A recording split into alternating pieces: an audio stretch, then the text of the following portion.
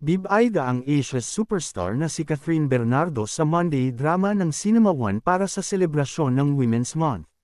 Samahan ang Hello, Love, Again star bilang ang nagbabagong buhay na si Mia sa Barcelona, A Love Untold, ika-10 ng Marso, overseas worker na si Joy sa Hello, Love, Goodbye, ika-17 ng Marso, bride-to-be na si Gab sa Can't Help Falling in Love, ika-24 ng Marso, at masipag na si George sa The House of US, ika-31 ng Marso, na mapapanood tuwing Lunes, 9 p.m. Humanda namang maiyak, matakot, at umibig sa mga pelikula ni Kim Chiu na tampok naman sa Blockbuster Sundays tuwing Linggo, 9 p.m.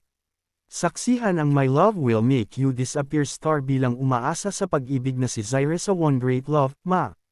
Siyam, Chinese breadwinner na si Mayan sa The Ghost Bride, ika-16 ng Marso, reporter na si Donna sa U-Turn, ika-23 ng Marso, at nagpapanggap na bride na si Rocky sa Bride for Rent, Ma. 30. Makisaya kasama ang box office rom-com actresses sa Tuesday comedy na mapapanood tuwing Martes, 7 p.m. Here Comes the Bride ni Angelica Panganiban, Ma. 11. Ang cute ng ina mo ni Ann Curtis, ika-18 ng Marso, at Pak, My Doctor, Kuwak ni Bea Alonzo, Ma. 25. Samantala, makakasama naman ni Bianca Gonzalez sina Gerald Anderson at Julia Barreto sa weekly talk show na The B-Side ngayong ika-14 ng Marso at 28, 3 p.m.